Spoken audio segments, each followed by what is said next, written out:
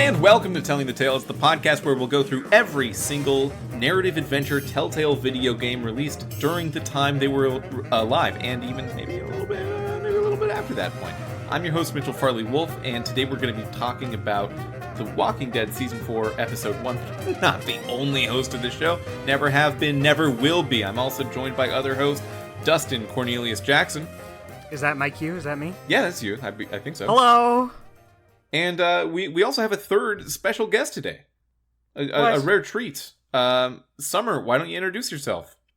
Hello! Thank you for having me, Dustin and Mitchell. I am Summer Jackson, little sister of Dustin Jackson, just here to talk about The Walking Dead, just because I love it so much. And Dustin introduced it to me, so I'm happy to be here.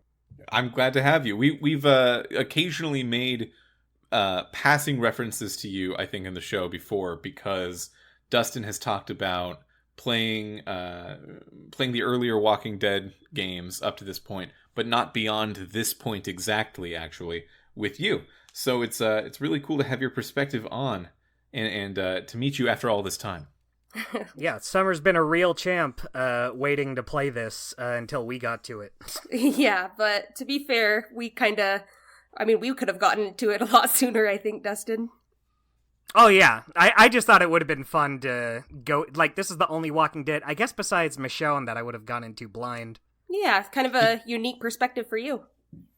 Yeah, exactly. You know, what's interesting is that at the time that we started this podcast, this episode was only about... it was only actually less than 3 years old. And now it's approaching 6 years old. So that's how long we've been doing the podcast. Wow. We've turned a contemporary video game into not contemporary. I don't like that at all. Well, that's one of the things we've done. And that video game, in its detailing, is The Walking Dead, the final season, Episode 1, Done Running, released August 14th, 2018, directed by Chris Rebert and Varum Antonium. Hey, Varum! Another friend of the show. Hey, we know that guy. Except this time he's not on the show. Better try harder. Better luck next time. Sorry. No, glad to see your name pop up here repeatedly. It's really cool. Designed by Jean-Francois Gastaya and Emily Grace Buck. Written by Jessica Krause, Adam Esquenazi Douglas, Mark Kenny, and Lauren Mee. A lot of returning names. Yeah. Good to see him. Good to see him for one last hurrah. Yeah, good to see him for one last hurrah. It's really nice that there was definitely some shift from season 1 to season 4 in subtle ways, but we're largely talking about the same pool of people, if not a ship of Theseus of people, that have been responsible for the forming of Clementine's story up to this point. Speaking of, I'll start with my just very quick first impressions. It's always a joy to see Clementine again. I like seeing her. She's great to have around. I agree. It's been a long time. I guess not that long. Well, I guess kind of long for the show too, since the last Walking Dead we did was Michonne, which had zero connection to Clementine. Nope, the last Walking Dead we did was season 3. Yeah. Oh, yeah, you're right. Did we do Michonne before season 3? It came out before season 3. Holy frick, I don't remember that at all. Well, it's one of those things that you'll have to remember if you're ever to I'm so embarrassed. Do a podcast about this podcast. Well, we'll see. Yeah, I just really nice to see characters I recognize and enjoy again after playing through Hector, Badge of Carnage, where I saw characters I did recognize. and still did not like. Did not enjoy still every time. But we don't need to keep shitting on that game. It's in the past. A different episode, we never have to talk about Hector ever again. We might have never done it. That's true.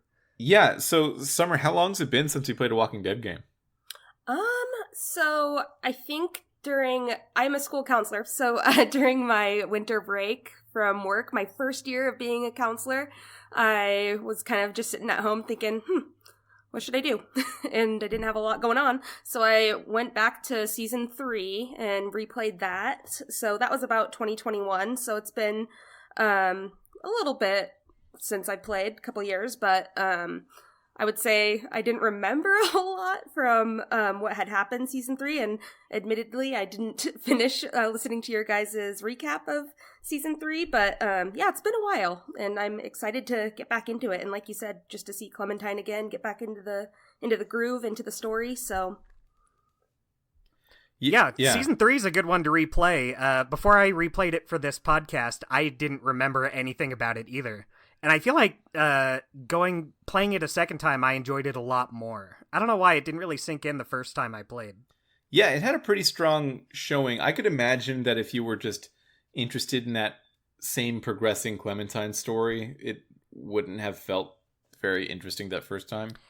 Yeah, because Clementine's kind of a side character in season 3. Right. But I think going into it again, knowing that already, it doesn't, take away from it. Although, Mitchell, you enjoyed it as well, even just playing it for the first time, right? Yeah, I mean, I would say that at least for seasons 1, 2, and 3, I do like them in decreasing order. But, okay. I mean, they're still pretty great compared to a lot of the other stuff we've played for the show, and they've maintained a level of quality in their storytelling all the way through, and this episode feels like a pretty solid start.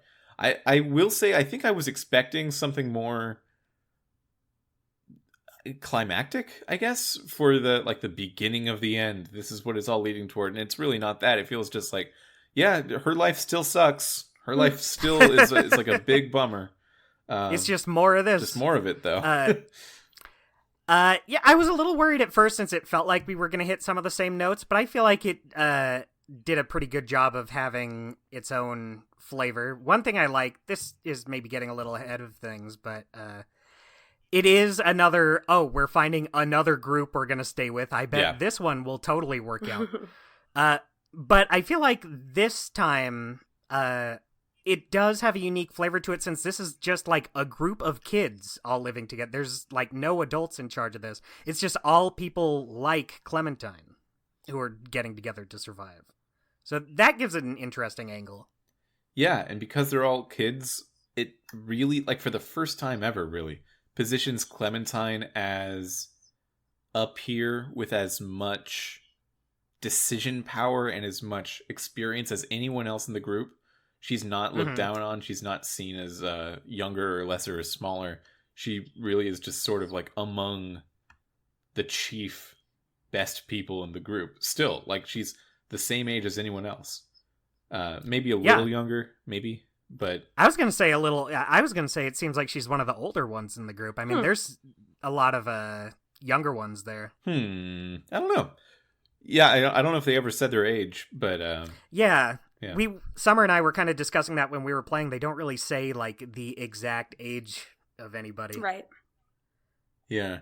Did I say how long it's been since season 3 in this? I think the only way you have to gauge that is AJ just having he's a bigger man now.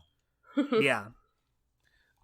He's a big boy. Yeah. How do you all feel about AJ in this episode? Because I think that's the centralizing character here. Summer, you want to go first? Yeah. I mean, just right out of the gates, you can just really tell that AJ struggles being just how young he is going through all this and just kind of isolated, a lot like Clementine did when she was the kid in the group. And so just I really enjoyed AJ and kind of hearing his perspective on things, and just growing up in this crazy messed up world. And I'm just excited to see kind of his character arc from the beginning to the end. But it is cool seeing him not be a helpless child, or I guess he is a child, but he's not a little baby anymore. That's just along for the ride. He has skills now. He's a survivor, essentially. So I thought... He bites people. He bites he's people. A biter. Yeah, that's pretty good. A prolific bitesman. Yeah, so that... Yeah, I totally agree. I think one thing that's really interesting about AJ is he is one of the only people we've seen in this story that is born post-zombie apocalypse. Right. Like, he doesn't know anything about the world before all this. there's a scene later where like a kid has toys of policemen and firefighters, and AJ's like, "What's that? I don't know what that is." Yeah, and like Clementine starts to explain they were the first line of defense, and they all died fighting the zombie outbreak at the very beginning. And he was like, so they were weak. Hmm. It's like, damn, geez. Yeah. Lighten up a little. Yeah, I mean, AJ wants stronger police. He said it. Yeah, a very interesting character we see here with AJ, because he seems, in any other story, I would say like maybe the author does not exactly know how old this character is, because they sometimes act very mature and sometimes act incredibly immature. But I think that's the point with AJ, where a lot of the time he is just a man already at age like maybe 6 to 9 ish. Not 9. He's not 9 years old. Between 6 and 8 somewhere. Yeah, I like, even that seems extreme, because that's how long it's been since season 2, and Clementine doesn't seem 6 to 8 years older than season 2 Clementine. Yeah, I mean that's why I wasn't sure. I was kind of trying to gauge like exactly how long it's been. Yeah, and I'm sure it says somewhere. Yeah, so in that way, he'll sometimes just like, he'll do the thing you just said. He'll pick up a toy that someone else is playing with, and he's like, well, I've obtained it, and I've literally never had to share, so I'm not going to give it back. Thank you. This is my toy. This is mine. Now. It's become mine. I don't know why he's crying about this. This is.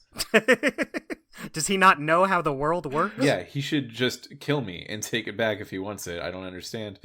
That's how we do it. Yeah, but then like other times he's like this stone cold tactician. Like he understands exactly how to fight and to make it through very adverse, very difficult situations that I would probably not do that well in myself. Yeah, in real me life. Neither. He's a good fighter. He's kind of a good negotiator, even though he's a pretty bad conversator in a lot of ways. He's just not learning stuff in the same order as anyone else did, because he has to learn different things. Yeah.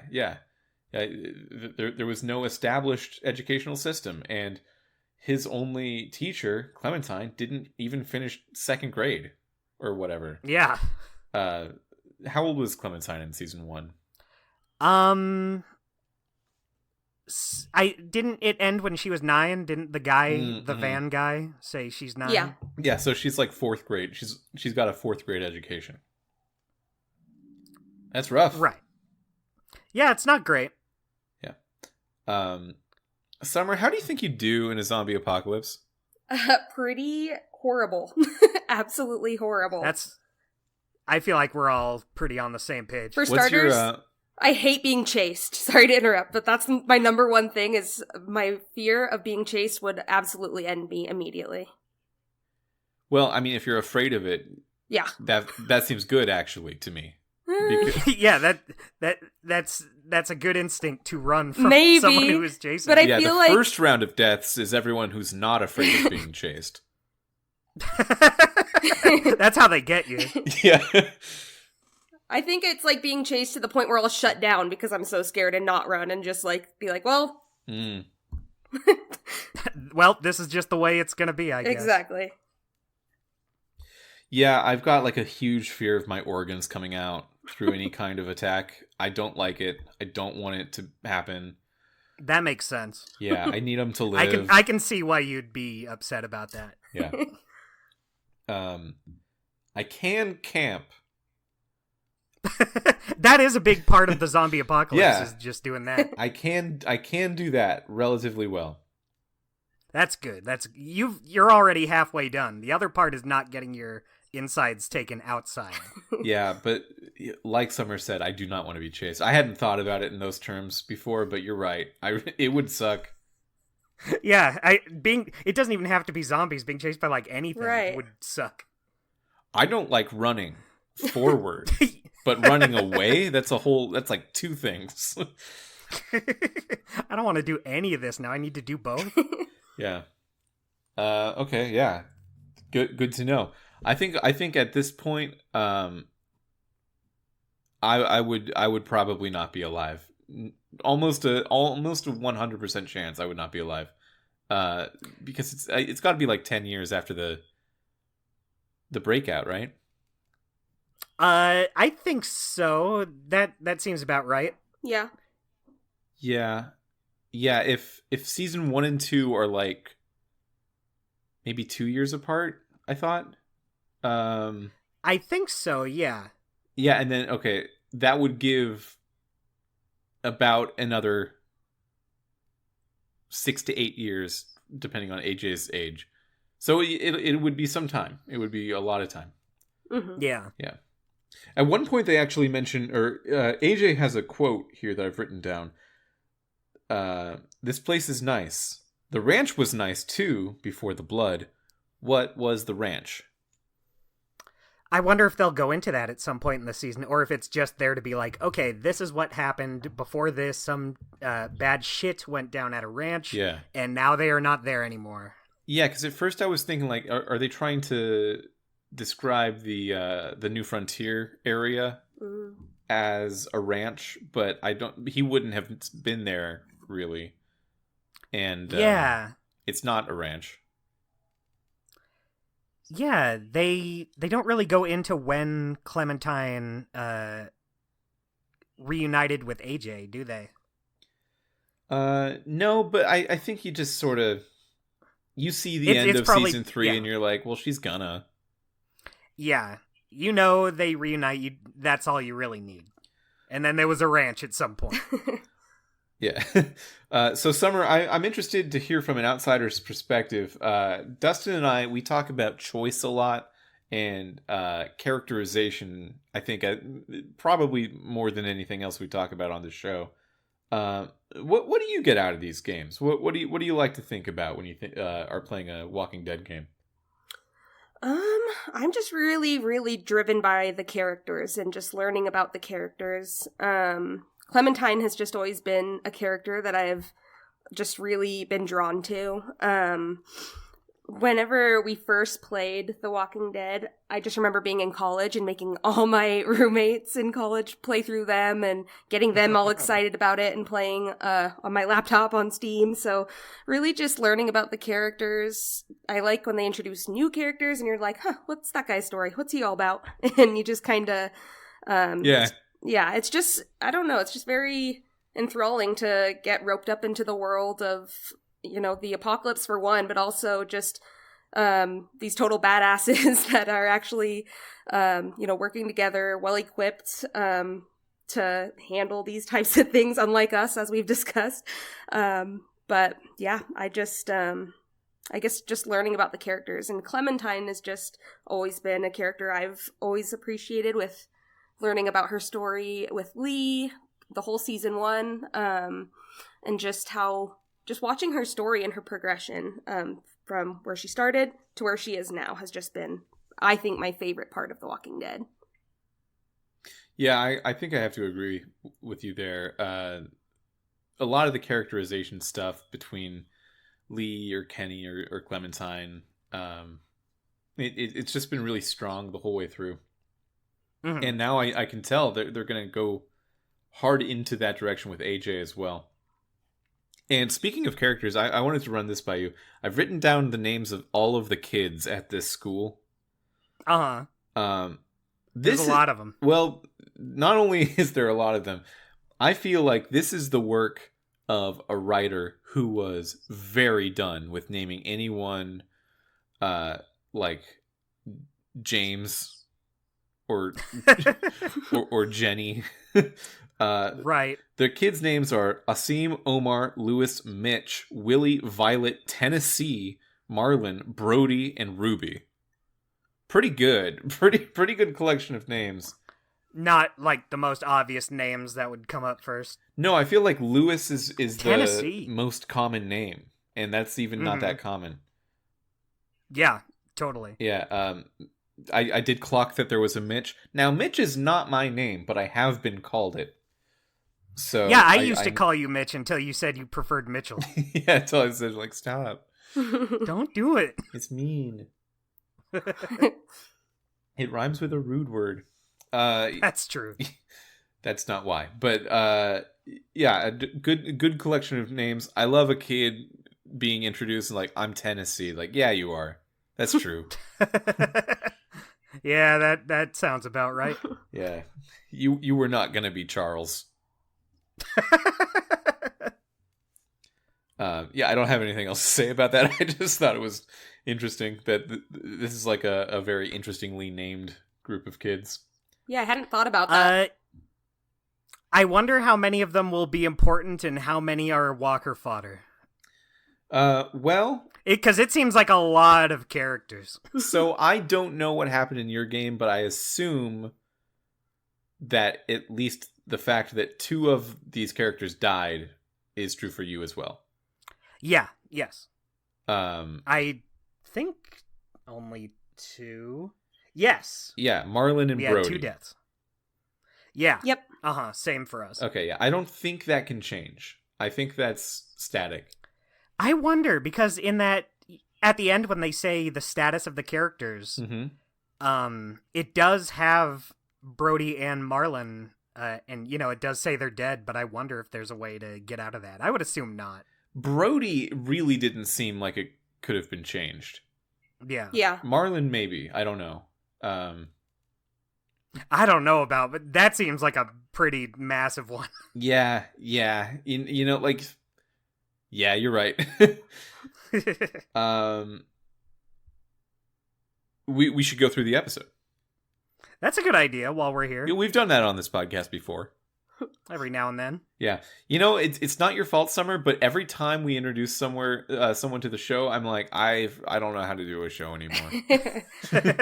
This is different. This is off. Yeah. I'm sorry to throw off the feng shui. Well, one thing I like just loading up this game is you get some really cool illustrated look, a nice illustrated look back at the previous seasons, a nice recap.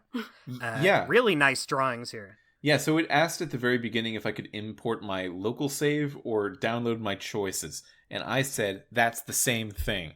And I didn't know what it was asking. Same. Yeah. But when we started up, I was like, I don't know which of these. Yeah, but downloading your choices, I suppose, would have interacted with the Telltale account that has not really worked with any of the games that we've checked except for The Expanse. That's interesting they would still do that, because this collection we're playing on released after Telltale. Yeah, but not this episode. True, that's true. You're right. Yeah, so couldn't download the choices. There were none to download.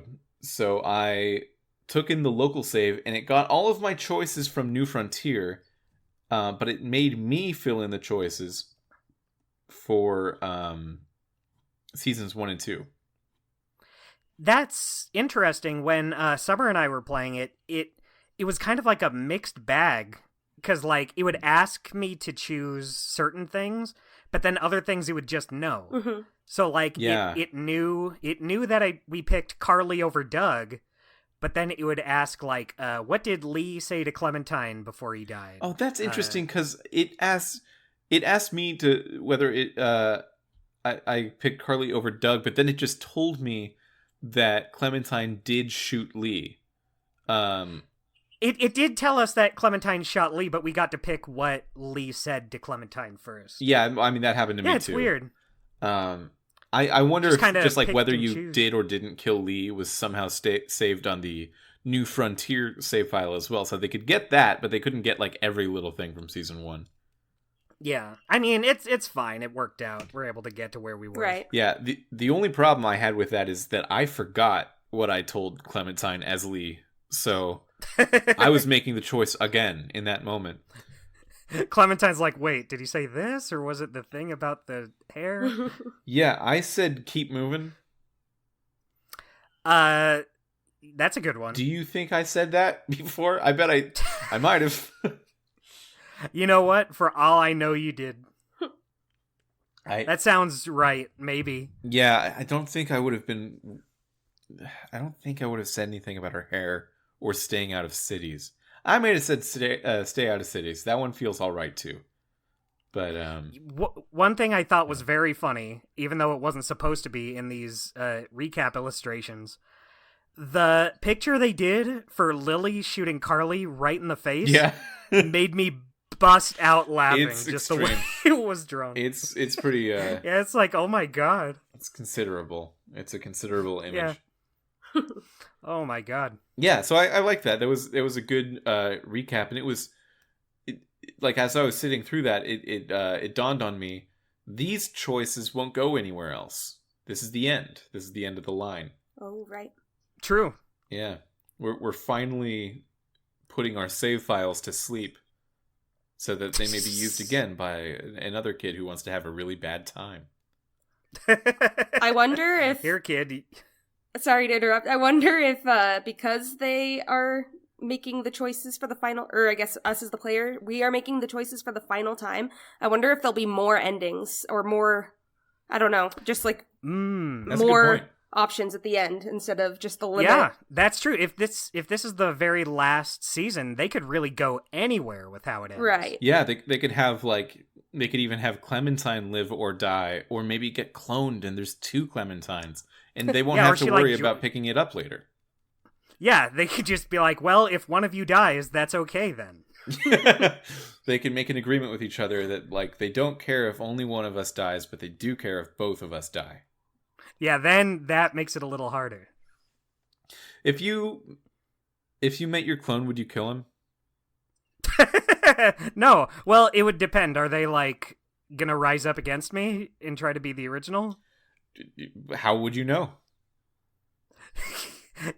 I guess that's a good point. Yeah. Yeah, I don't know.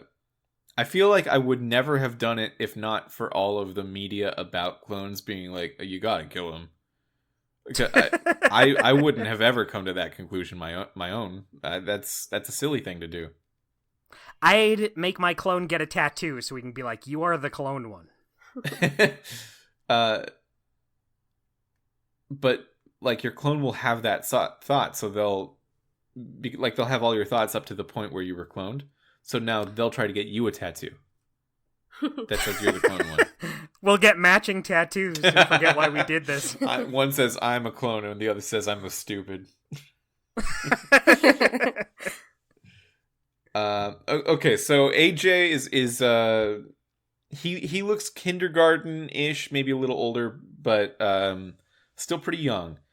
And they introduce him in a wild scene where he's just revolving the revolver on a gun, and just playing with a gun. And Clementine looks at him and is like, "You play with that gun," and doesn't seem to mind. This is just a normal part of living. This is what world is now. Yeah. How do you feel about AJ having a gun? I mean, I guess he needs it. Clementine needed a gun when she was just a wee child. It sucks that it's the kind of world where a child needs to have a gun, but I guess it's better than not having one. He is pretty young, though, younger than Clementine was, right? Or maybe about the same age. Yeah, he was. He is. Yeah. Mm-hmm. I guess, in a world where you have to shoot to survive, it's better to start him as early as you can. Yeah, I guess Clementine was almost a tween. So if you can picture Lizzie McGuire with a gun... it's the same rules, but AJ is almost a toddler, but on the other end. So if you can picture Tommy Pickles with a gun, that would be great. How do you feel about that? That he's probably going to shoot someone. Yeah, he says, "Hang on to your diapers, babies. We're going in." Tommy Pickles wouldn't live a single new day of his life if he was given a gun. That's true. Yeah, it's just true. Yeah, there's no joke to that. That's just this the way podcast doesn't hold back from the hard truths.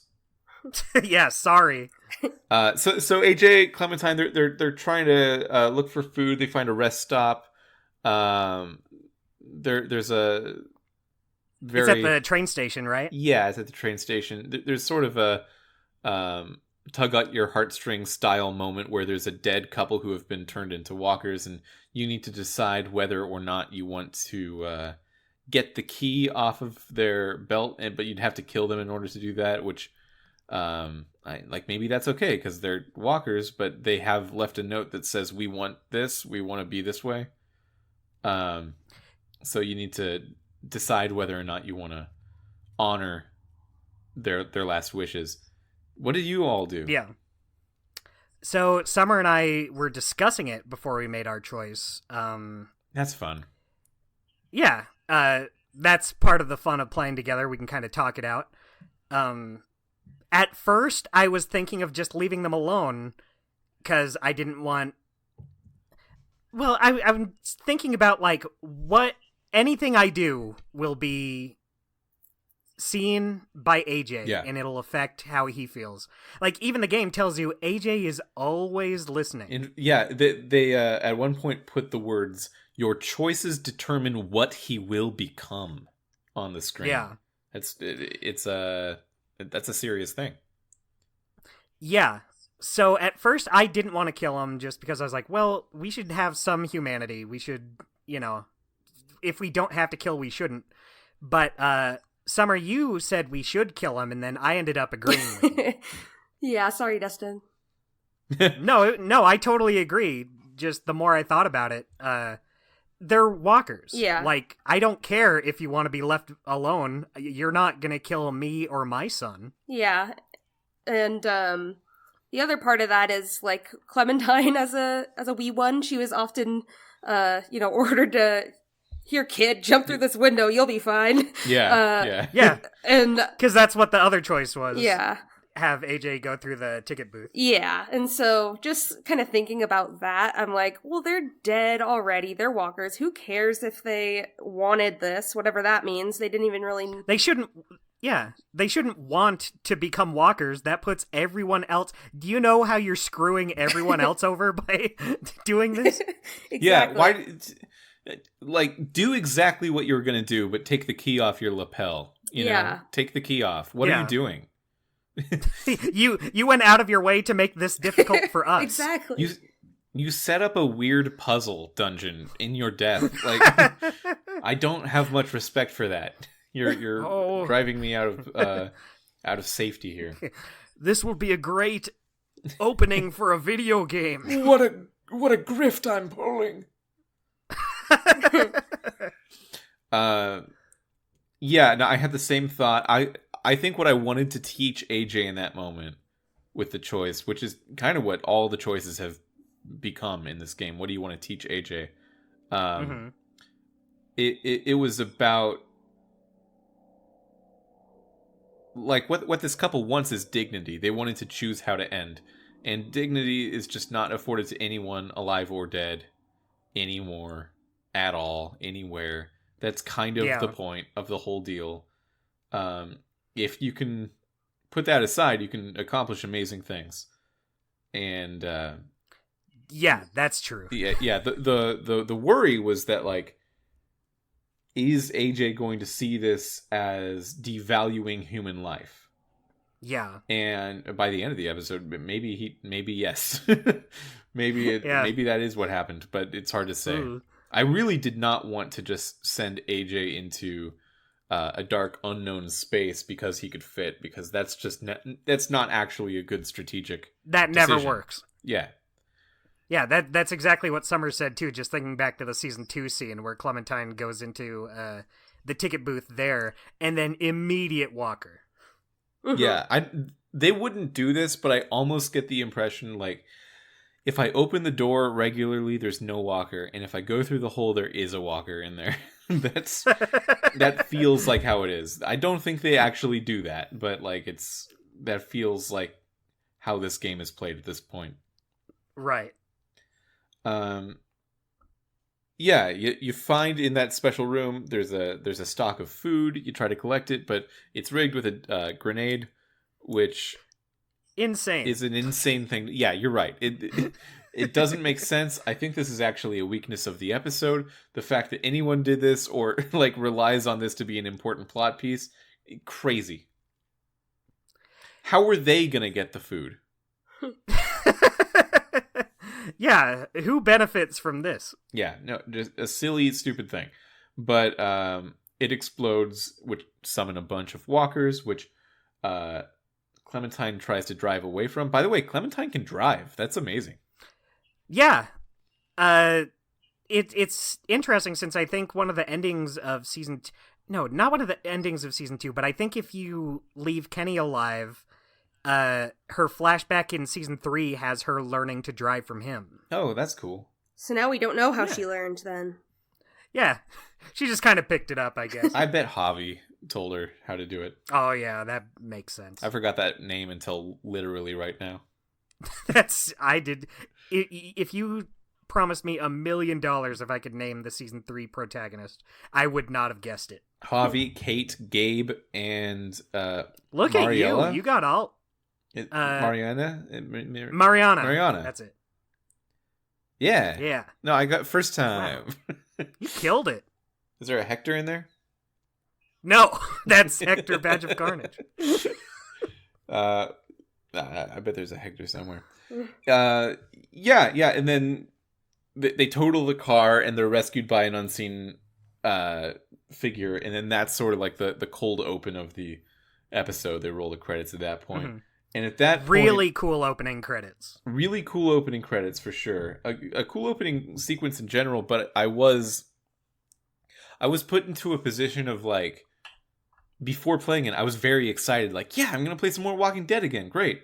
And then as I was playing, I was like, oh yeah, this sucks to do. Yeah, it's exactly what I was saying. It's like, I love this, and also it is not a good time. Yeah, it's a great bad time. Yeah, that's the best way to put it. Yeah. Do you recommend this game to people? Yeah, I mean, you were just saying you recommended this to like all your friends in college. I did, yeah. Yeah. And I made my boyfriend play last night, so... Yeah. Does your boyfriend have experience with the series before this point?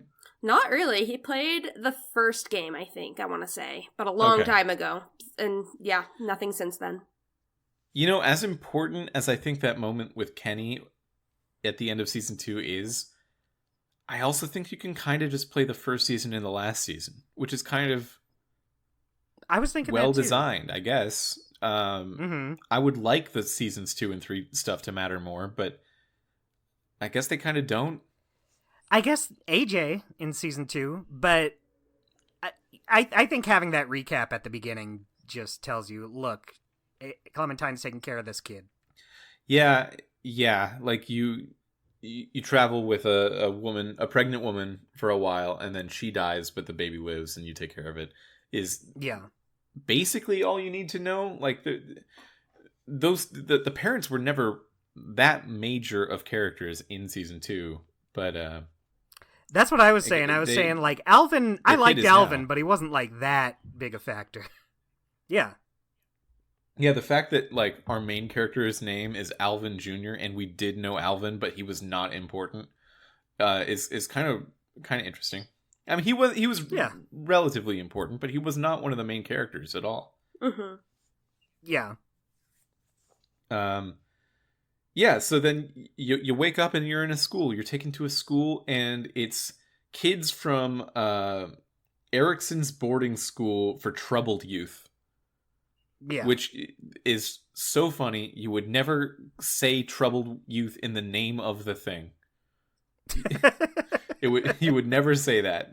That's crazy. It's pretty fitting now. I'd say they're all pretty troubled at this point. Yeah, it's like that. I think there's like a trope of calling something a school for wayward boys, like that phrase. But it has to be. It can't be from anything. You can't have called it that. It's mean to the boys. Yeah, how are the boys gonna feel? Yeah, like they'll have graduated from the school for wayward boys for the rest of their life. They have to answer that question if people ask. Yeah, if that's on like a resume or something, they have to check the little box that says wayward. Yeah, and then the entire episode sort of takes place in the school. They have like a little forest outside where they hunt and fish, and one person's job is playing the piano. Don't get me fucking started on that piano. Oh my god, did this happen to you too? Oh, you better believe it. It broke the whole scene.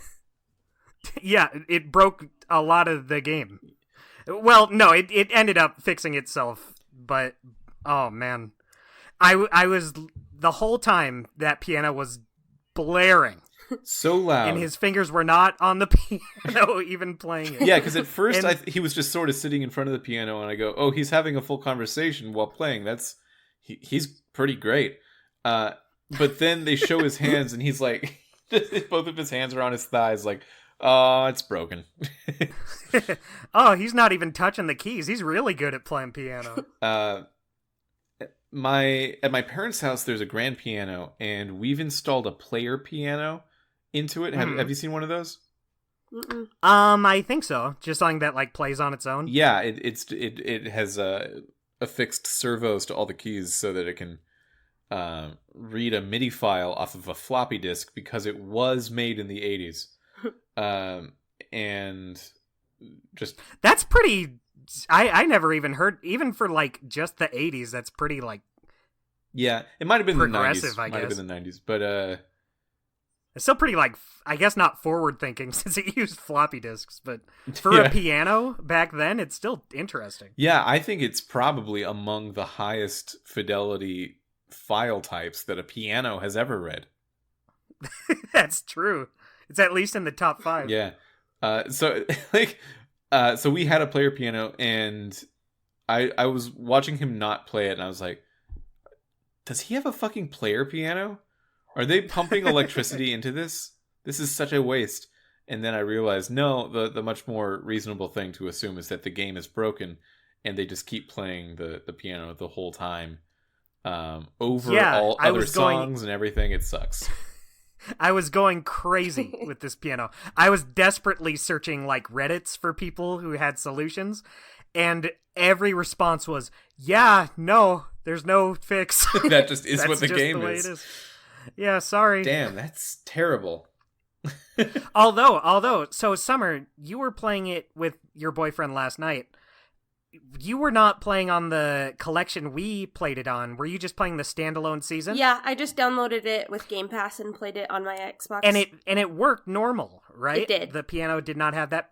Yeah, so it's just an issue with this complete collection. Interesting. Which otherwise is a pretty great collection, but then we have this. Yeah, so I don't know if it's worth going over every little plot point that happens in this school, but generally what happens is that they were just taken in by mostly nice people, mostly good folks that are trying their best, are kids, so like Clementine is not much younger than them or older than, like around the same age, and they always do it. They always know how to trick you, but it feels like the first time in her whole travels that, like, yeah, if they don't pull some bullshit backstory, and they do, she could live here. Like, this feels stable. This feels safe. Yeah, you know what? Things are gonna be okay. Yeah, they pull it. They do pull it, but they get pretty far into this episode without doing it, making me think like, oh, if there's any more problems, it's going to come from within Clementine and AJ. But no, they have a dark backstory. Yeah, and shit goes south pretty fast. I guess not very fast. It does take a while to get there. Summer and I were both like, when is it going to happen? Mm-hmm. When is the shoe going to drop? Yeah, how do you feel about Marlon? Quite a head of hair on this guy. He looks exactly like Henry Bowers from It. Henry Bowers? I'm gonna look that up. From the new It movie? Yeah, the live action It. Well, I guess there is only live action. There's nothing else. But the new ones, yeah. Oh my gosh, you're right. Yeah. Yeah, wow, he really does. I could not get that out of my brain, that whole first episode. So that came out one year before this game. Oh, really? So you think that's intentional? Could be. No, but It's mean, still maybe. interesting. It's something to say at the very least. Yeah. Anyways, I just had to say that. It is. Oh yeah, Air is crazy. It was very distracting every time he's on screen. One thing I thought was very funny about him. So it seems like Clementine and Lewis is his name, the guy who was playing the piano. It seems like some sparks might be flying between them. You know, something could happen between them. But it seems like Marlon. It struck me as Marlon also wanted to get together with Clementine, so every time he would be like, yeah, you know, Lewis, he kind of sucks, but, you know, I watch out for him. He's always playing that piano, but, you know, I'm pretty cool, I guess. Yeah, he's got a bad case of dumbass, but I can say that because he's my best friend. Yeah, you know, who knows if he'll even show up to the hunt, but, you know, we tolerate him. Yeah, so I was noticing that they were kind of putting up Clementine and Lewis as a little bit of a pair, but they were also kind of putting up Clementine and Violet, in both ways, and I could see that. I don't know if there's anything outside of Gabe that we've established with Clementine's sexuality. She's been quite young up to this point. Yeah, and even when we did season 3, we were saying like, I don't buy that Clementine would be into Gabe. Well, we were. Yeah, that was it more. Seems like she's just kind of humoring him. Well, it seemed that way, but then like near the end, I felt differently at the end of season 3, where like I think it was more like Clementine saw something that was possible with Gabe, and also that he was currently a huge goober. But like maybe they can get somewhere with Gabe. Yeah, not so much with what happens to Gabe, but yeah, and if she was looking for that, maybe that would be an indication that she is straight, or at least bi or pan. And but like we didn't have any idea of like in which direction that would go, or even if that was really the case. And I think now it is also giving Clementine 2 potential gendered interests again. Yeah, it'll be interesting to see where it goes going forward. Mm-hmm. It's interesting how Clementine's never had to be in a situation like this really before. Yeah, like yeah. There was that thing with Gabe, but like she was just a child when this all happened. It's having a romantic interest in someone just seems like it would not be that important these days. It would be pretty high on the list of things that you gotta not prioritize over your own survival. Yeah, I mean, look at Jane and Luke. Luke, was it? Yeah, Luke. Yeah. Well, I think in season 2 there was also kind of that, like, not actually romantic because of the extreme age difference, but there was that thing where, like, Clementine as a young girl was hanging out with this guy Luke, and like looking up to him, and probably like I think you could read some sort of like childhood idolization of a much older friend, right? Which to the young kid might be somewhat sexual in terms of how they've explored their own relationship with sex up to that point, which is minimal, right? But to the older kid, just it's having like a not little crush on someone. Yeah, just like a friend's big brother or sister kind of crush. Right, exactly. Yeah. So like going from completely nothing in season 1 to that, which is almost also nothing in season 2, to having an almost relationship in season 3. Like now it's her journey into being a person, and it's a reminder of how horrifying it is that she started being a mother so young, when she's only getting into like potential relationships now. Mm-hmm. Yeah, that does suck. Yeah, a bummer. But like, what a nice little thing she's found. It felt like the only actual good thing to ever happen to Clementine until the end of the episode, where it turned out that it was business as usual. Yeah, just nothing good can last in this series. Yeah. Summer, would you, if you were Clementine, would you stay here? I hadn't really thought about that. I mean, Let's say he's asking this question before things go south at the Yeah. end. okay. I mean, yeah, it's hard for me to imagine. I don't have any kids of my own, but just thinking about Clementine's number one goal of keep AJ safe. I mean, there's food there, there's walls, there's a bed, there's everything you could ever want. I was telling Dustin It's pretty big, too. Yeah, I was telling Dustin yesterday, though, I would still kind of be, like, on guard a little bit. Like, for instance, when AJ's going to sleep, like, I would probably not go to sleep. I don't know. I would probably just sleep with one eye open, kind of be really extremely cautious about everything. Right, you still don't know these people. Exactly. So I think I would do it, but I would do it very cautiously. It is nice that the room is nested so far deeply into the school, though. Like, they show you that big hallway with a bunch of doors leading in and out of that hallway. So you need to go through, like, 4 sets of doorways in order to get to Clem and AJ's room. Which it's good that they show you that, because I think without that, you would not feel safe that a walker could just come in through the door. Right, you're kind of smack dab in the middle. Yeah. So if something goes wrong, you'll have, like, plenty of warning. Yeah. One thing I liked about this school, I really like that it kind of gives the kids a little levity. Like, they're able to, like, write all over the walls, vandalize everything. One just says, fuck you. Yeah, but then it's crossed out. That's not clever or creative, but they can do it. And I feel like in a zombie apocalypse, that does, it would help them a little bit. One just says, fuck you, but, like, it's crossed out as if someone saw that and was like, no, it's not. Let's not be those guys. Come on. Grow up. We've got a little bit of a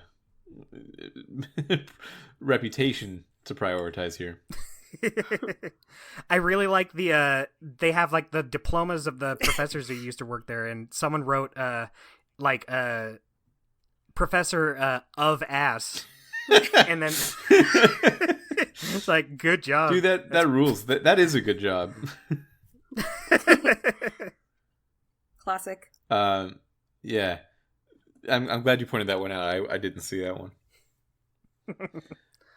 Yeah, this is just it feels very, very, very close to self-sustaining. It's not quite, right? Like, their food supply is dwindling, but they do have some rabbits and fish coming in. It's at least in terms of, like, everything else, it really is not that bad. It could be worse. They literally have somebody named Chef Omar there, so you gotta assume that the food's coming in. Yeah, they can afford to have one person there whose job is only cooking and not hunting it and then bringing it back and then also being the cook. So that's pretty good. Yeah. If I were Omar, I would feel like I lucked out on getting that position. Yes! Yeah, I don't have to go outside. I get to just stay here and do the cooking part. Yeah, and like for a while, it feels like this really nice, just collection of little social structures. Like, you've got Brody, who wants to be better friends with Violet, even though they have bad blood between them. She's talking about, like, maybe we should go on a road trip at some point, or just other things like that. Well, I should mention, at one point you're given the choice to either go with Violet and Brody while they catch fish, or Asim and Lewis while they catch rabbits. And I went with Brody and Violet. What did you all do? That's what we did as well. Oh, okay, yeah. So we don't know. But yeah. I'm sure it would have been great. I bet it's a top tier scene. Second only to the one we saw. Yeah. Yeah. Yeah, I really like that they take the time to let you get to know at least some of them, like Violet, Brody. Some of the kids fall into the background. Mm-hmm. Omar does not have to. Omar's the chef, but that means you probably won't be interacting with him very much. But I think if you're going to have a cast of kids this big, I'm glad I get to at least get to know a good chunk of them. Yeah, what's also interesting is that at around this time, Telltale was not co-developing, also in development is how I should say this, uh, a Stranger Things game, and it was actually pretty far That's along right. before it was canceled. It would have been maybe their next game after this one. Oh. That And sucks. the Stranger Things Summer's game. a big Stranger Things Oh, are fan, you? so Oh, for that's sure. disappointing. Yeah, I felt a lot of that vibe come out in this cast of kids as well. Like this was something they were. This was an aspect of storytelling they were excited about in more than just that one game, because it's really coming out here too. Mm-hmm. Yeah. I'm glad they at least got to do that with this. Yeah. So yeah, this summer. Is there anything else you want to talk about before we talk about like how the episode kind of resolves? Let me look at my notes. I actually took notes. My mom gave me a notepad because Dustin was taking notes on his. I was there. I witnessed. Oh, something I wanted to talk about was on the fishing trip. Dustin and I were talking about how it kind of had the feel of going fishing with Pete in season 2, I want to say. Yeah, season 2. Mm-hmm. I don't know. It's just kind of a nice little outdoorsy vibe, and I liked that. And it kind of Dustin and I were talking about how there were certain things that kind of felt like callbacks to certain seasons. So Yeah, like the whole first episode starting in a car, Right. kind of like how season 1 first started. And there were just like little things here and there that made me go, "Oh, that's kind of similar to this other thing." mhm. Yeah, it was both similar to the season 1 starting in a car, but also like season 3 being the car season. Yeah, I felt like Javi's whole family being there in the car was a pretty significant piece of iconography for the show. And now you've got like that scene where you need to choose what to give AJ when he's hungry, even though there's really nothing to give. right. Yeah, that felt like a Javi and Kate kind of moment. Mm-hmm. Kate was not so good at cars. No, it felt like a Javi moment. Kate would have been like, "It's been a long time since I got fucked, Javi," and then Jeez, yeah, that's her whole deal the whole time. that's true. That is what she's all about. Yeah, and It's very what a coincidence that the only things in the car when AJ is starving are things that have to do with food. yeah, There's the broccoli toy and then a cooking magazine. yeah, and I was noticing as they were going through that cooking magazine, like how many of those kinds of cooking and techniques within cooking are just not existent anymore. Like broil cream in a saucepan. I don't think you're getting cream again ever. Yeah, A saucepan A itself, saucepan I don't is- know. Maybe yeah, you'll find one, you're- but it would not be high up on your list of priorities of things to grab. yeah, you would want a pots to cook almost everything, and then Yeah. yeah. One thing we should talk about is how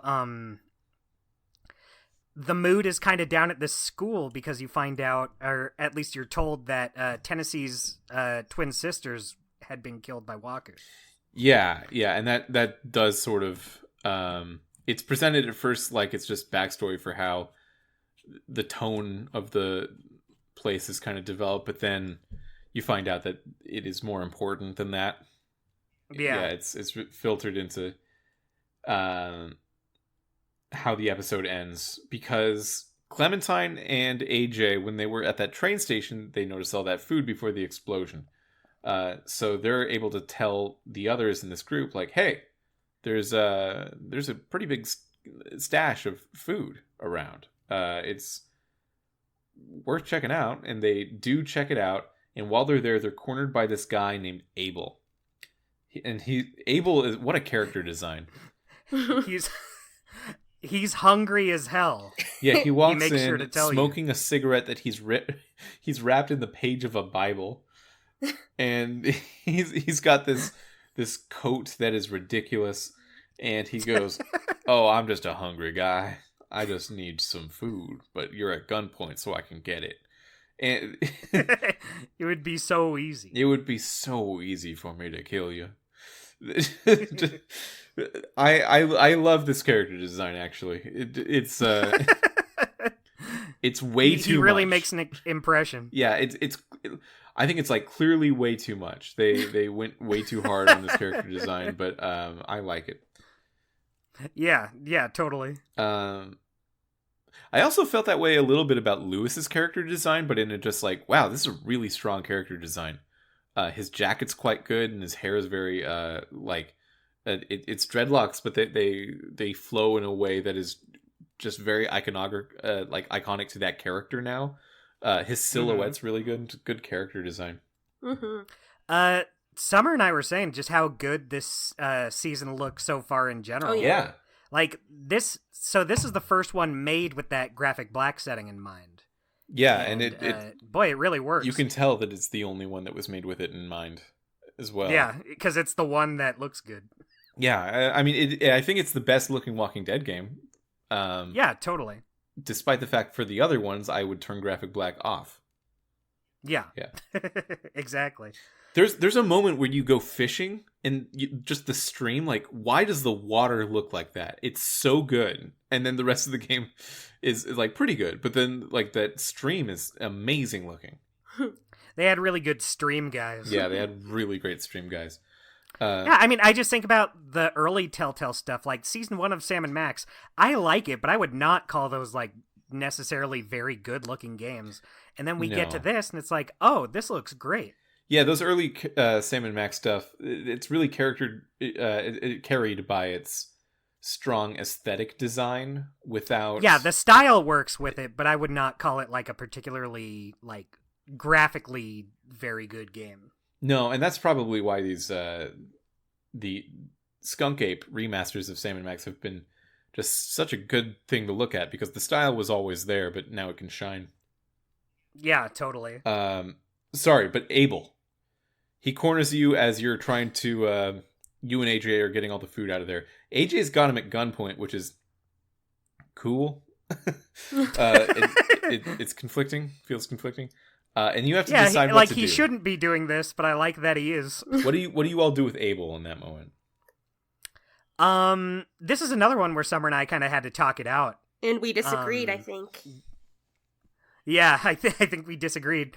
I decided to just let him have some food. Okay. Because, like, he just wanted, like, a little bit. He didn't want to take... He even says, like, I'm just going to take a little bit. He didn't even want all of it. And I do agree with what Clementine says to AJ later. She says, we need to pick the right times for a fight, and that was not the right time to fight and, like, shoot people. Well, that's not what she said in my case. What did you say? So, my thought was, so there's like 3 ways to go through it. You can do what you did, or you can have Clementine tackle him, or you can let AJ kind of shoot him, I guess. Right. I don't know what that is, because I did Clementine tackling him. Which is what I my picked thought as well. was, I just couldn't imagine getting out of that situation. I had not been trained to think this is fine by the other games in the series. But I also, like, I really did not want AJ to have to shoot a person. Yeah. That was definitely the one of those choices I made sure I didn't want to do. Yeah, so I tackled him, which pushes him into the window, and walkers sort of grab him and then eat him at that point. Mm-hmm. So what does Clem say to AJ later? I don't remember. I don't remember. It was like, nice. Maybe it didn't come up because it was like, for nice. Us, good job. Yeah, because for us, later on, AJ disagrees. AJ says, we shouldn't have let him go, because that's a sign of weakness. And yeah, then Clementine says, like, you just need to know when it's worth picking a fight. And I did agree, because first of all, that's not our food. He's just as entitled to that food, too. And he was saying he only wanted a little bit of it. It's not like this is our food at our camp and he's trying to steal it. Yeah, I mean, I think you're right. And if he offered to lower his weapon and discuss that, I would have given him some food. But he's got my AJ at gunpoint. It's not going to fly. Yeah. It's just not going to fly. Right. Yeah. But yeah, you get the food. You actually get it, which is like a first in this series when they go for food and they get it. Yeah, it just actually works out. It works out, actually. And they go back to they go back to the school, divvy up the food, everyone's having a good time, but then they have to talk about the fact, like, yeah, there was this guy, Abel, and he ate Bibles, I guess, I don't know. And it was a little weird. He's smoking the word of God, and we did have to push him into some walkers. And they don't love that. Mainly Brody almost has a full-on panic attack about hearing this. But you don't understand why quite yet. It just seems like she's upset at a decision you made. Right. But later on, you hear some arguing happening in the basement. You go down, and it's just you as Clem and Brody and Marlon. And Marlon's saying, like, you need to not tell anyone about our dark secret. Our dark secret that anyone listening could find out about. Yeah. We need to yell it, but not talk about it directly to anyone. Yeah, if you don't want people to know, maybe you should whisper it. Brody goes on to tell Clementine that this is an established band of raiders that they know of. I guess they all smoke the word of God and are identifiable in that way. And when they encroached on their territory before, Marlon traded Tennessee's two sisters, Sophie and Minerva, to the raider just to have them. Isn't that just too fucked? It's pretty fucked, Marlon. It's not great. Not a good look for you. And I already did not like you and your hair. Yeah, I mean, this is strike 2. You're just saying have some girls. It's pretty not good, actually. Yeah. And yeah, he ends up killing Brody, which sucks. Yeah, he sort of domes her with a big old flashlight. Such a bummer, boy. It's. I mean, I guess I'm used to it with The Walking Dead, but boy, just not a fun scene. Yeah, and you know what? I actually do kind of take umbrage with this characterization with Marlon because what I kind of expected Marlon to be bad, if I can be honest, but it was fine. It's fine to right. One to of them see has that to coming, be the bad one, but right. I did see it coming. What I didn't see coming was like, oh, not only has he fully been involved in human trafficking, he gets angry enough and wanting to protect his secrets that he will just kill his friend straight up without much help at all. Like if Clementine wasn't there, if she didn't even show up that day, this still would have happened. And that just because of how angry of a guy Marlon is. So like there's not much of a subtle decline into him being a bad guy. It's like, nope, he's just instantly a really bad, irredeemable person. Right away. Well, I mean, I get that, but I get where you're coming from, but it just seems like he is not, like, he doesn't want to be a bad person. He was saying, like, I was hoping I made a mistake doing this. I was hoping we could, like, do a rescue and it would be fine and it would be cool. And that is not the way it went down. So I believe that. I believe that, but I also think that he just killed his friend Brody because he disagreed with her in that moment. Like he just murdered a friend because like it was getting a little too hot. He does say he didn't mean to, but I guess that's irrelevant after you did it. It's hard to not mean to when it's like if there was a fight already and maybe she threw the first punch or something. And then, like, it rose to that tension. But there wasn't a fight. He just, like, made the first swing. And then it immediately killed her. Yeah. It sucks. Yeah. I was hoping for more murder defense from you on this episode, Dustin. You know what? I have the hot takes here. I'll say it. I don't think murder is very good. All right. And we'll see how the voters feel about it. Well, try to get on Jimmy Fallon with that kind of piss-poor personality, Dustin. We'll see if it works out for you. That's true.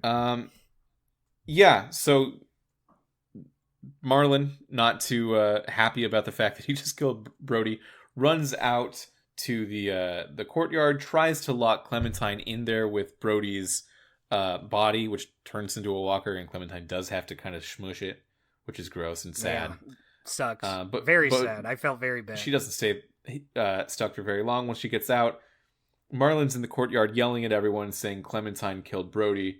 It is not very hard for Clementine to convince everyone else, like, he's lying to you. This is not true. Yeah, especially since he's, like, panicking the whole time. He's the one at, like, the full, like, Clem's just like, no, actually, you did it, bro. And he's like, no, you. Yeah. How did you all handle this confrontation? Because it can go a lot of different ways, I think. Summer, you want to handle this one? Well, it didn't go great. Not at the first time. It was actually really. You made that choice so fast, Dustin, to attack him. Yeah, I thought I'll attack him and see how that goes, and it turns out he shoots you in the head, and then immediately. Oh, really? Yeah, okay. immediately. Yeah. Wow. If you choose attack him, you do not get very far because he has a gun. Well, in the game's defense, Dustin, that was pretty stupid. Yeah, no, I agree. Immediately, I was like, "Oh, I shouldn't have done that." I guess. Yeah, so that's how we handled it the first time. But what did we decide after that, Dustin? What was the choice, or what was the? I know we talked him down, but like, what were the things? You kind of out him as giving up the two sisters. Right. It's like, if you kill me, you won't have me to trade. Oh, like yeah, you yeah. did with the two twins we discussed earlier. And then everyone's like, "Whoa." Yeah. And you kind of get him to admit it. Like, at first he's like, "Nuh-uh, she's lying. She's a liar is what she is." But then eventually the tension just gets to him and he starts just, spilling it all. Yeah, he goes from denial to excuses. Yeah. Like, no, I had to trade the sisters, which means you did trade the sisters. Yeah, that's actually a bad plan of his. Yeah, actually, that's a common police interrogation strategy of, like, make them on the back foot of, like, telling them that they had all these other ways out, and then the person says, "No, I didn't have all these ways out. I had to kill him." It's like, see, we got you. No. Yeah. Better luck next time. Yeah, he's freaking out at this point. You have the choice to ask either Violet or Lewis for help in this moment. Mm-hmm. And you try to appeal to them for their trust. I appealed to Violet's trust and got it. Yeah, I think we're all on the same page there because we went on the fishing trip with Violet, so it just made sense to appeal to her. You had more time with her. Yeah, like earlier in that same day, Lewis, after being like a nice jokey guy for a while, he was just really upset when the traps were... all the rabbits in the traps were stolen by Abel at some point, I guess, before you show up. So he was like actually pretty mad. So I'm like, I don't want to. It would have been you, Lewis, but now you're being weird. You're being weird about this, man. Violet and I had like a conversation earlier. So. You're not the old Lewis I knew. Yeah, where's the Lewis who magically played the piano without touching the keys? Yeah. So I just wanted to just get her on Clementine's side, and she was pretty amenable to that.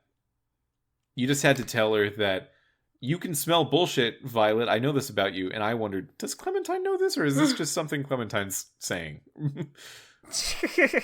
I mean, it is good. You don't want to be like, well, I don't want to sound like I don't know bullshit. I just don't know why this is a me thing specifically.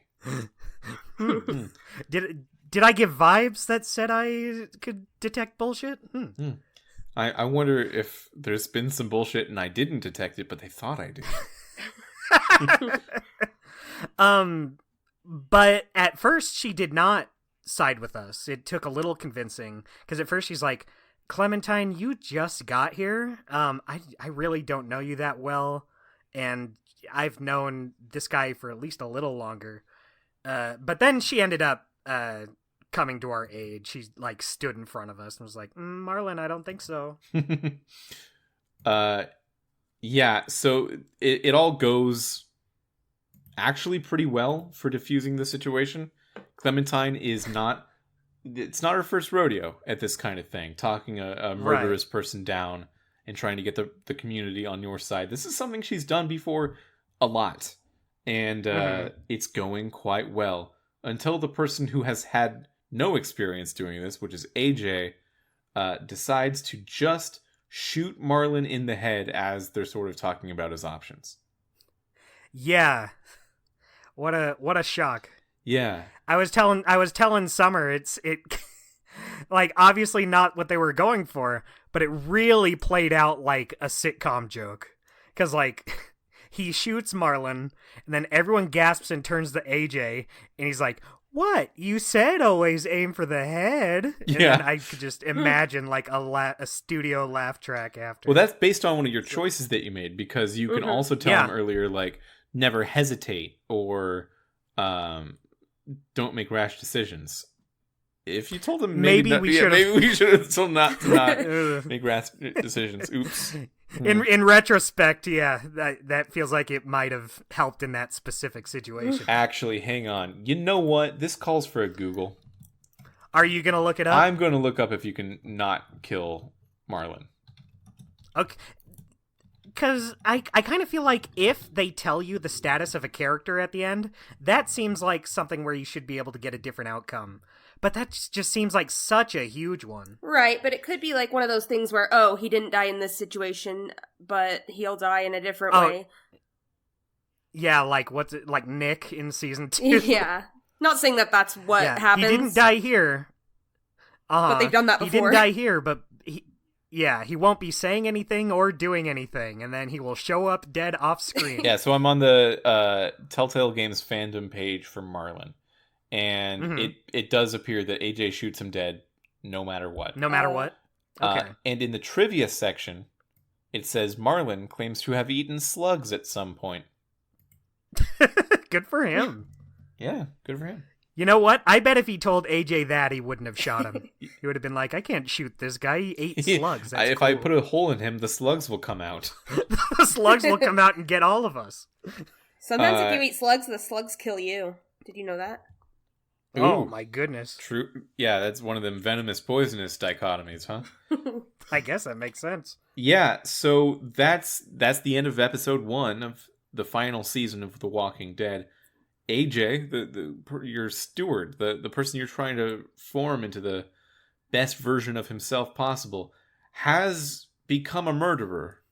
And yeah, so not off to a great start. You have to sit with that, and you have to really still be his mom after this point. I guess that's going to be the next 3 episodes. Just like, how do you handle the fact that you had to just kill someone at such a young age while trying to not become desensitized to that fact, nor while trying to just revel in it until you become too dark and despondent to live your own life.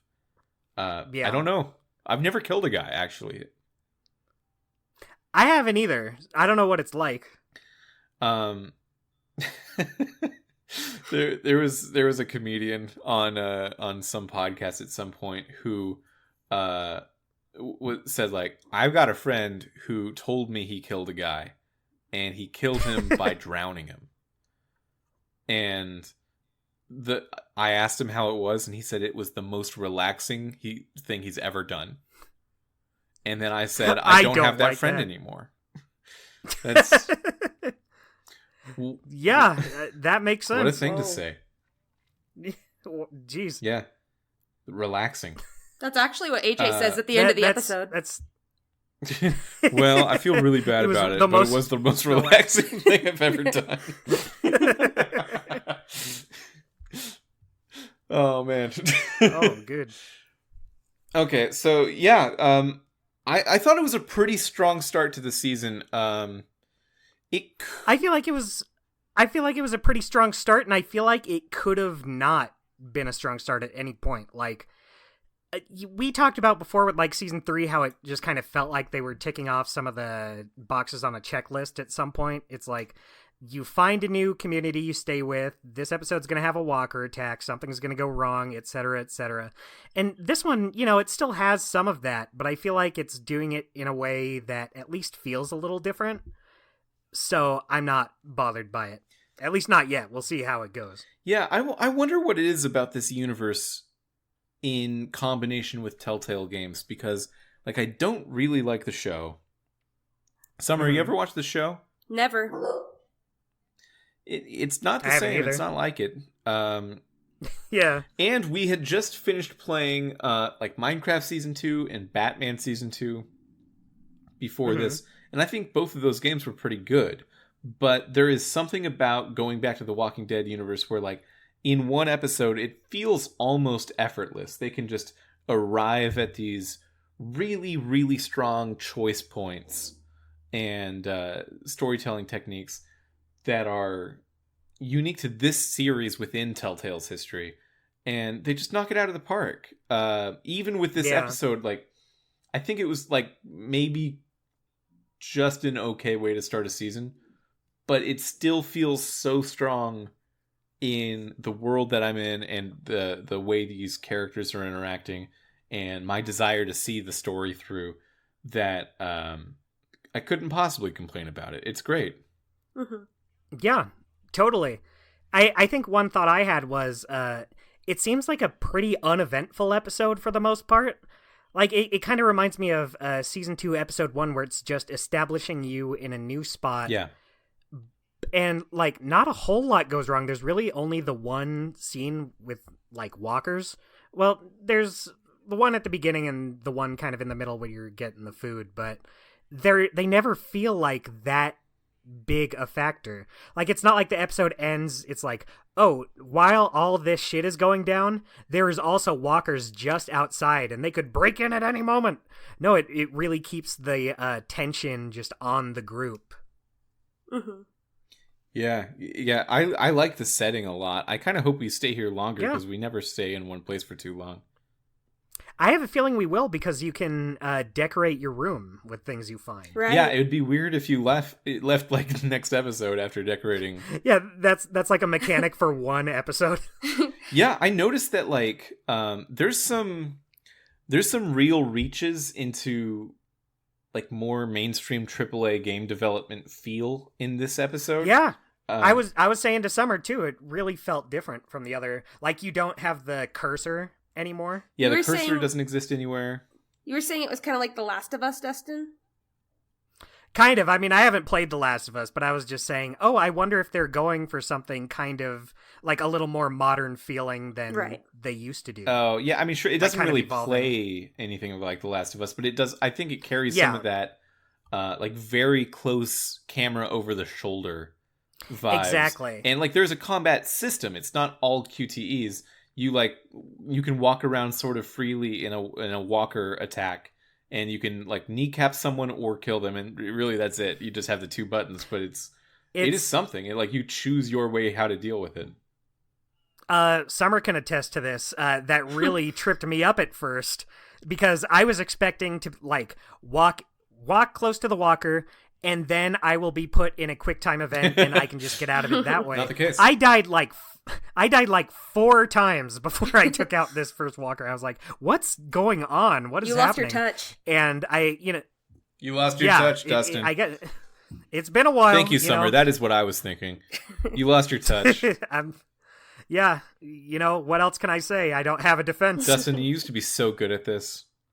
I used to be so cool. You've What changed. happened? This show really made me a worse person. How about them? How about them segments we do? Let's get to them segments. Let's spit that nasty stuff. Yeah. So, Summer, thank you for coming on the show. As our gift to you, our parting gift, would you like to start the segments? Absolutely.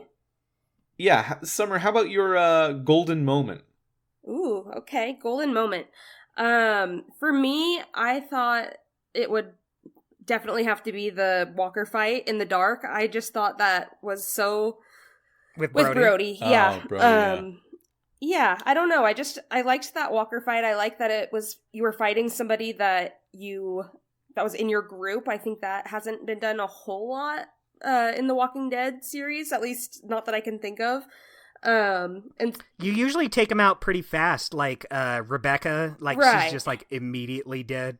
yeah, so yeah, I just appreciated getting to see her work through that so fast all of a sudden and be betrayed by Marlon so fast and have to just be quick on her feet, in the dark, mind you. Yeah. And I just thought the part was really amazing when she is just about to get out and then she gets yanked back down the stairs. So just the whole Walker fight is my golden moment, but I thought it was really well done. Yeah, I don't want to say that's like a jump scare, but I guess it kind of is. Like, she's like, oh yeah, I'm about to get out. And then she comes out of the dark and just pulls you back in. Mm-hmm. Yeah, it's, a lot of the game is a horror game. It's in the horror genre for sure. But for most of it, it's very action horror and like situational anxiety kind of stuff. Not so much like you are in a scary... Like the atmosphere is yeah. Not like you're in a dark room and you can't see what's happening. They don't always return to it very often, but like that fight with Brody's corpse is it's pretty genuinely scary and frightening. I was playing it at like 12:30 in the nighttime 12:30 if you know how there's two 12:30s in the day. Oh this yeah, is the dark one. And it was a little scrapey, a little frightening. Did you got to turn the lights on? Yeah. In fact, I even before that moment, like on Clementine's walk to the hatch that opens to the basement, I put in my notes like the wind going through these plants right now feels so like harsh and chilly and windy. It's like I'm in a haunted house. But you're outside at that point. Yeah. Inventing the first haunted anti-house. The exact opposite of a house. Yeah, it's never been scary outside before. They're breaking new ground. Yeah. I one. will interject and say that was also my golden moment. I agree with everything Summer said. The fact that you're just fighting her in the dark. Have we had to do a scene like that before? Like, I know we're in like dark environments, but like you're in like a pitch dark basement, and you just have you need to find the flashlight, and you hear her starting to turn like off screen, and you're like, what's gonna happen? Where is she gonna come out from? In season 1, there was that one like at a train stop, where Lee sends Clementine in because she's small and can fit to get something, and then like sees that there's a walker on the other side of this thing. But it's a very different kind of moment. Yeah, Lee says it's right behind me, isn't it? Well, Lee's not in danger. It's Clementine who's in danger. No, because she's pointing to the walker coming in behind Lee. Isn't there one in with her and he can't get to it until like? Am I thinking of a different scene? I think so. Maybe I am. Or wait, no.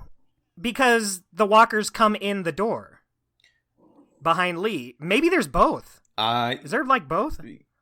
Yeah. Yes, there's both. I don't know. Let's say there's both. It's probably both. So that's both of yours. Yeah. Cool.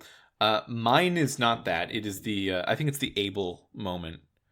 It just feels good to have like, this is where AJ's training with Clementine kind of works. In the Marlon moment, it doesn't work. Right. But like we see a glimpse of like, oh, he can be pretty good at this if you wanted to be. So that was just nice to see. And also I liked the character design of Abel. I think rolling Bible paper cigarettes is such a funny thing. It's such a funny, like, badass Shadow the Hedgehog kind of behavior. That's such a fuck you, we do what we want. Yeah, totally. It's like, whoa, this guy rules. I wish he was in our group. Summer, how about your choice cut? Oh, man. Ooh. Well, can you give me a little bit of clarification on what you're looking for on this? Dustin told me Sure. yesterday, but I just want to make sure that I know the parameters. It's just like any choice you can make in the episode. It doesn't even have to be like one of the big ones at the end where they give you your percentages. It can just be like any time you have to make any sort of choice in the episode. Yeah, and in fact, I'll go first in this time to establish the tone, and I'll say that my choice cut was when AJ wanted to sleep under the bed, and you had to make the decision of like, do I let him do this because he thinks it's safer, and it is probably safer, but like, I want him to know the comfort of a bed, and I want him to know he can relax here. So it really made me feel like a parent. It really made me feel like Spider-Man when I was trying to convince AJ to sleep in his bed. And I did decide to tell him, yeah, I think you should really give the bed another shot. That's cool. That's another one that Summer and I kind of stopped and discussed a little bit before we made the choice. Mm-hmm. We decided to let him sleep under the bed. Oh, okay. Just because it's like, look, AJ thinks this is safer. I don't think there's any harm in letting him do it for like a night. If he thinks it's safe, we want him to feel like this place he's in is a safe place. So we just let him do it. And then later in the episode, the next night, he decides to sleep in the bed on his own. Cool. Mm-hmm. Yeah. Yeah, so what are your choice cuts? Do you want me to go, Summer, or do you have one? Sure, I have two. Can I give an honorable mention? Sure. Yeah, of course. Okay, my honorable mention, which is the one I really wanted to say, but I realize it's not really serious, was whenever you can attack Marlon and you got killed immediately. And we died? Yeah. I thought that is the style of things we have chosen in the past, so that's okay. Oh yeah, we always make, like, we've done choice cuts that are stupid, ridiculous choices before. Well, okay, that was the one I wrote down on my notes, but I think the choice of how you respond to Abel with the food is probably the right answer, just because I think it's cool me and Dustin have, and I guess Mitchell, you as well, I guess we all just have actually, you and I are on the same page, but Dustin and I... We all had different ideas. Yeah, we all had different ideas about it, but Dustin and I disagreed pretty firmly, which I thought was interesting. So that's what I would put as my actual choice. Yeah, but we had to pick one of them. Yeah, it's nice to have you on the show because Dustin and I... normally we actually do pick a lot of the same things. And we're both quite Boy Scouts about it. We're really not. Yeah, we're always the nice guys. Yeah, we're never doing any mean stuff. We draw the line at mean stuff. I will say, I was not nice to Marlon at the end of the episode. Like, you can really just be a real meanie head to this guy. There's a point where you can just choose to call him pathetic. Yeah. And I was like, I'm going for that. Because normally I like having my version of Clementine try to cling onto that last bit of nice humanity to her. But this guy killed Brody and is trying to frame you for it. That is not a person to be nice to. So he's like breaking down crying. And I just have Clementine just be like, you're pathetic. You absolute shit. Love that. Well, speaking of, how about your weekly guy? Oh, I didn't say my choice cut, Mr. I thought your choice cut was no. Okay, sorry. That was Summer's second. I gotcha. I threw you off. Your sorry. choice cut. You threw my Summer. No, you threw me off my game. You threw off my groove. Threw off the Emperor's groove. But my choice was whether to go hunting with Asim and Lewis or to go fishing with Violet and Brody. Partially just because I really liked that scene. I really liked conversing with both of them. They both really open up to you. They have a lot going on between them. Brody thinks Violet does not like her. She thinks she blames her for losing the twins. And Violet talks to you and she's like, yeah, I am kind of mad at her, but I guess I'm just kind of a mad person in general. So first of all, I liked that, but I just liked that if you did not choose that, if you chose to go on the hunting trip, I mean, I don't know since I didn't see it, but I assume you could get something just as good with those characters too. Maybe. Like, that's a lot of good character scenes you get from that choice. So yeah, I liked what results from the choice, and I like that it's. I assume it would be possible to get even more out of it. Yeah, that kind of stuff really makes me wish there was at least one of these games that was not episodic. Because if we just had like just to go all the way through, yeah, just to go all the way through, and maybe it wouldn't last as long as a full season put together, but maybe like 3 or 4 episodes put together. Something that we could point to as fans of this formula and just say, like, look at this. You could have had this whole big ass scene. Maybe in a full game, it could have even been like an hour long that you didn't have to experience just because you made a different choice. There really isn't anything like that on the market. And I really wish they did that with the Expanse. Yeah, I think we both didn't wish really they did that with the being Expanse. Episodic. The Expanse just should have been. Like, it was not paced to be episodic, really. Yeah, exactly. Yeah. Weekly Guy. Ooh, Weekly Guy. Summer, who's yours? I am gonna bore you to tears and just say that I picked Clementine, which I know is it happens. Legit. It's legit, though. There's lots of times we just picked like the main protagonist, and Clementine's a very good one. Yeah. Dustin kept saying he liked Hector as a person. I did not say that ever. you fuckhead! I would never say that. No, that's true. We couldn't ever have picked Hector as our weekly guy, but that was tough to pick any weekly guys. We did often say Bruce Wayne was our weekly guy, though.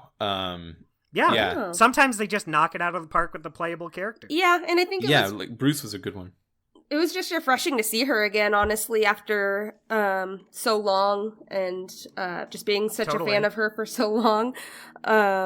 So yeah, I just appreciate seeing her in the role that she has with AJ, and still just being a badass trying to survive, and just stand up for herself at the end was really strong. So I don't know, I just thought it was refreshing to see her again, and I thought that she I don't know. I just really appreciate her as a character. So I pick Clementine as my weekly guy.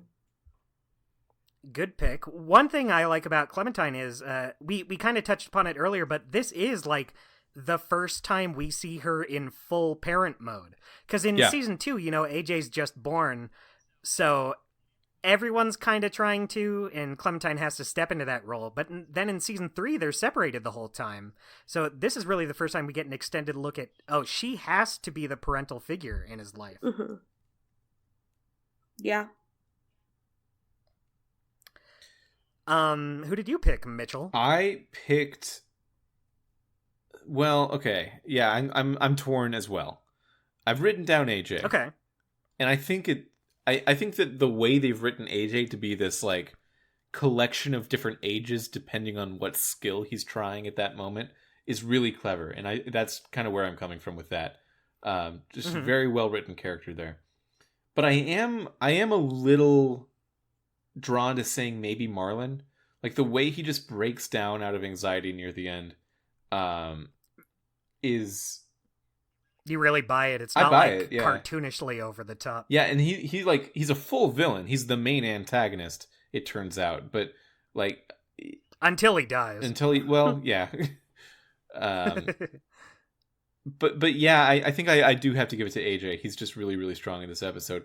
Although third runner up, I'll say. I know who. Yeah. Who do you think I was going to say? Abel. No. Oh, really? When you were really singing his praises earlier, I was like, I think I know who the weekly guy is. No, Abel's just a funny character design. I like it. But it's as a character, I actually have Brody because she sounds like the character Shrimpina from Smiling Friends. Shrimpina? I didn't clock that, but that's great. Yeah, she just she sounds like she's going to say, I love spaghetti. I love spaghetti. It's ever so delectable. Yeah, she has that kind of southern drawl on her. Yeah, that sort of unplaceable cartoon southern woman. Yeah, it's good. It's a good voice. It's funny. My feelings about Brody kind of varied wildly in this episode. Like, at first I'm very sympathetic for her when talking to her, but then she really flips her shit, like, for good reason, when Clementine tells the group about that guy, Yeah. she says something that really got on my nerves. Which I didn't want to hold against her. Everyone says shitty things, especially in situations like that. She says to Clementine, "You don't know what people are capable of out there." And Clementine just looks her in the eye and says, "Think again." Yeah. Yeah. Mhm. She's like, yeah, you want to try again with that?" But then, like, right after in that scene with her and Marlon, it just gets you right back on her side again. It's like, I didn't like when you said that thing, but I didn't want this to happen to you. Yeah. Marlon, you didn't need to kill her on my account just because she said something a little rude to me. Dustin, did you say your weekly guy was? No. I just went with AJ. Yeah. I did feel like AJ is just very interesting. I am very interested in seeing where he ends up. And like you said, it's just really neat seeing like where are his skills at this age, just because of his environment, the world he's in. He needs to know things no one else his age should know, but it's made him like a very different kind of kid character. Yeah. Especially also considering that AJ, like what he does in that final scene when he kills Marlon, everyone is horrified by it, but it's not really because he killed Marlon, because Marlon was effectively okay to die at that point. Yeah. It had been revealed what he did, and everyone was rightfully upset with him. It was just upsetting because everyone in the group was thinking probably on the same page. Well, like, it's a bummer that Marlon died, but also it's a bigger bummer that this kid is a killer. This small child. Yeah. Just and he didn't even like have any issue. He didn't like seem upset that he did it at all either. Yeah. I mean, he's probably a little probably more shell-shocked, upset but that he's Yeah, he's probably more upset that he's gonna get in trouble. I would be like, pretty nervous man. about how in trouble I'm gonna get. Yeah. Yeah. Shit. Mom's gonna take away the Game Boy. Well, that's been the episode. Yeah, good stuff. Very good start. I'm really looking forward to seeing where this final season goes. Me too. So, Summer, thank you so much for joining us. Do you have any final thoughts on the episode? I did want to just say that it's kind of interesting with AJ and being a murderer now. Clementine in the first episode has to kill the guy that's threatening her and Lee, the guy with the bowling bag. Yeah.